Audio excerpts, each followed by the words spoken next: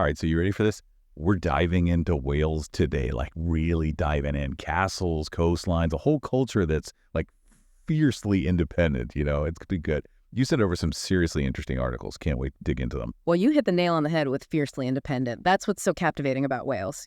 They're holding on to this rich heritage, but also totally embracing the modern world. It's fascinating. And we see that in the 3 places we're exploring: Cardiff, Llandudno, and Conwy. 3 totally different vibes, right? 3 distinct chapters in the story of Wales. Exactly. Okay, so before we go full-on time traveler, let's get oriented. This first article, Oplev Eventerlige Wales, sets the scene nicely. We're talking roughly the size of Idaho, tucked right in next to England. Yeah, but don't let the size fool you. 3 million people, and they have their own language, their own identity, and they've fought to keep it alive for centuries. They're all, we see you, England, but we're over here doing our own thing. Exactly. It's this fascinating mix of English and Welsh woven into everyday life. And the history. Wow. Whoa. This article touches on it. Celtic roots, Roman invaders, centuries of pushing back against being absorbed by England. Talk about resilience. Right. And that struggle, it's in everything. Their language, the landmarks, it all tells a story. Which is why Cardiff, our first stop, is so fascinating. This small medieval outpost transformed into a booming European capital. Yeah, Oplev Pulsarend at Cardiff calls it one of Europe's fastest growing cities, and for good reason, it sounds like. It's incredible. Okay, so imagine this. Cardiff. Smack dab in the middle, you've got this castle, Cardiff Castle. 2,000 years old.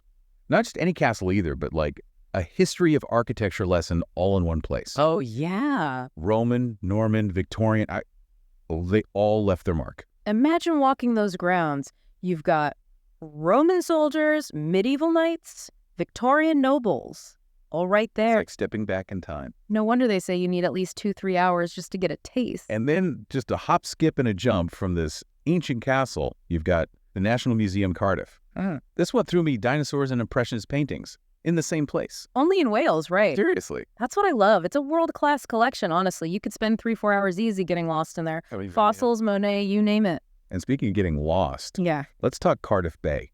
It's like they took all the cool waterfront vibes and just dropped them right next to this historic castle. Total contrast. Yeah. And right in the middle of it all, this super modern building, the Wales Millennium Centre. It's iconic. It is. I've seen pictures so striking. Yeah. And it's not just about the looks. Opera, theater, global music festivals, they've got it all. Embraces that whole old meets new thing we keep seeing, right? Exactly. Wait, there's more to Cardiff. Oh, yeah.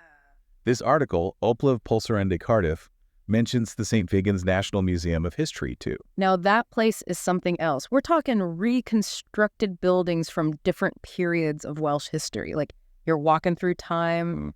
1 minute, you're in a Tudor village. The next, you're in a 19th century ironworkers' cottage. Talk about immersive history. They recommend 3 or 4 hours there, too. Easy to see why. But Cardiff's more than museums and castles. Oh, absolutely. This city's got layers, like an onion. For one thing, rugby. It's huge, especially during game season. I bet. That energy must be off the chart. It's the whole city, united. And on a different note, the food scene. Traditional Welsh dishes, international flavors. You can find anything in Cardiff, it seems. That's how you know it's a truly global city, right? What? Okay, so we've explored Cardiff. Bustling, modern, a bit of everything. Mm-hmm. But our deep dive into Wales, it's not over yet. This next article, Oplev Idyllisk Llandudno and Conwy, takes us in a totally different direction. 2 new places that honestly sound like the opposite of Cardiff. And that's the beauty of Wales, honestly. You can go from centuries-old castles to charming seaside towns without even leaving the country. That's what I love about traveling. It really is. So, if Cardiff is the energetic heart of modern Wales, what's the vibe we're getting from Llandudno? Okay, imagine this. It's the Victorian era. Seaside holidays are all the rage. And this little fishing village, Llandudno, it transforms into the queen of Welsh resorts. Elegant promenades, grand hotels, those iconic piers, and the coastline is just breathtaking. Victorian charm by the sea. Sign me up. Where do you even start with a place like that? Well, a stroll along the Llandudno promenade is a must. You can practically picture it, right? Ladies in their finery, gentlemen in top hats, everyone enjoying that fresh sea air. Oh, I could definitely see it. And no Victorian seaside town would be complete without a pier. This article says the Llandudno Pier is one of the longest in all of Wales. Yeah, it's impressive. What makes it so special? It's a total step back in time. You got the Victorian architecture, the sounds of the sea. You can browse little shops, grab some fish and chips, and enjoy those views. There's always something about a pier, isn't there? Always. But okay, this is what caught my eye about Llandudno. The Great Orme Tramway. A tram that goes up a mountain. You read that right. It's pretty unique, actually. The UK's only cable-hauled street tramway. Basically, it's pulled up the mountain with cables. Wild. Yeah, it dates back to 1902. And get this, it was originally built to transport limestone. No way. From industrial workhorse to tourist attraction. Exactly. And now it takes visitors to the top of Great Orme, and the views, well, they're incredible. What will we see up there? Let's see, you'll get a panorama of the Irish Sea, the peaks of Snowdonia National Park in the distance, and if you're lucky, on a clear day, you can even spot the Isle of Man. Okay, that's on my bucket list now. Yeah. But there's more to Great Orme than just the views, right? This article mentioned ancient copper mines and nature trails. Oh, yeah. Great Orme is full of surprises. You can go deep inside, explore those ancient mines. They date back thousands of years. It's a glimpse into early British industry. And if you're into nature, they've got these beautiful trails all over, winding through the hills. Amazing coastal views, unique plants, and animals. Wow. Okay, Llandudno is full of surprises. From seaside charm to mountaintop trams to ancient history. Oh, we've got one more stop in this article, right? Conwy. Yes. And get ready for another contrast. Where Llandudno has that Victorian elegance, Conwy will transport you straight back to medieval times. Oh, now we're talking. Fortified towns, narrow cobblestone streets, maybe a dragon or two hiding around a corner. Well, about the dragons, I can't promise, but Conwy is this incredibly well-preserved medieval town right at the mouth of the River Conwy. Strategic location. Oh, absolutely. Which is why it was this bustling trading center, but also constantly fought over. And the walls, they had to build these incredible walls, some of the most impressive medieval walls in all of Europe. This is where all that history we talked about in Obliv of Village Wales, it all comes alive, doesn't it? The battles, the resilience of the Welsh people, it's all right there in those walls. Exactly. And what better symbol of that than Conwy Castle? Oh, tell me more about Conwy Castle. Okay, so picture this. This imposing fortress, built by King Edward the Curran himself, he was determined to establish English control over Wales. And today, it's a UNESCO World Heritage Site. A UNESCO site. That's how you know it's impressive. Centuries of history, battles, sieges, victories, defeats.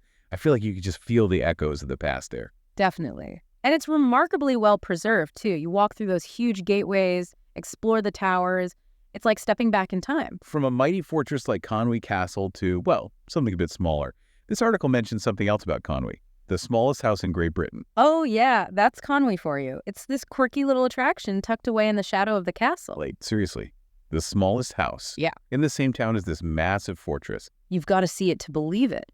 This tiny 2-story house, barely 6 feet wide and 12 feet high, painted bright red. What? That's amazing. And it used to be home to a fisherman and his family. You're kidding. It's incredible. You've got this grand castle representing power and conquest, and then right next to it, the smallest house, a testament to everyday people and how they lived. It really speaks to that duality we keep seeing in Wales, the grand narratives and then the everyday lives of people just trying to get by. It's all connected. Exactly. From Cardiff with its modern energy to charming Llandudno, and then, wow, medieval Conwy. This deep dive is taking us everywhere. And through it all, that thread, past and present, all woven together, it's what makes Wales so unique. They figured it out, honoring their history, but with their eyes wide open to the future. It's inspiring, isn't it? And Oplev Idyllisk Llandudno and Conwy, it actually gives a possible itinerary. Like, you could go experience this. Oh, yeah. Imagine, day one, you're stepping off that tram, top of Great Orme,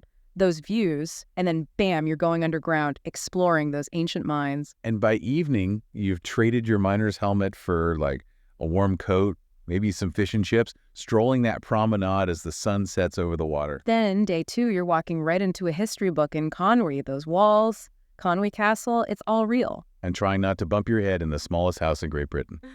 So after all this, I have to ask, if you could go back, experience any era of Welsh history firsthand, when would it be? Oh, that's a tough one.